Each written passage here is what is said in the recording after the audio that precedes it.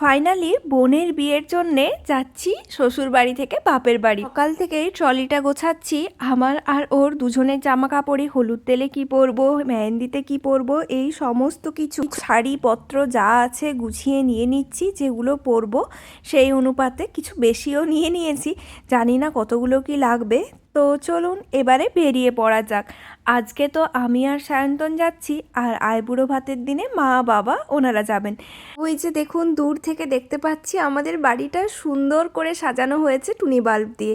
দেখেই মনের মধ্যে একটা অন্য রকমের আনন্দ হচ্ছে। পরে যাই আর দেখি।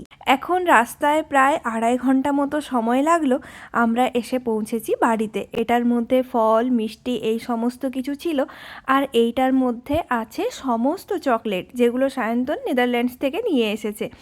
এই চকলেটগুলো কিন্তু খেতে বেশ ভালো হয়, আর বিয়ে বাড়িতে তো সবাইকে দিয়ে একদম মন ভরে যাবে।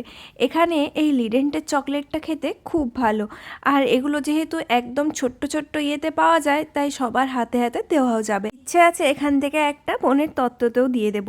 আর এখানে আছে সেই ইস্টারের ডিম chocolate, white chocolate, normal chocolate মিলিয়ে, ওগুলোও খেতে খুব ভালো। সন্ধে হয়ে গিয়েছে, আর আসার পরেই বাবা জিজ্ঞাসা করলেও কি খাবি, আমিও বললাম ফুচকা, কারণ এখানকার ফুচকাটা খেতে আমি ভীষণ পছন্দ করি।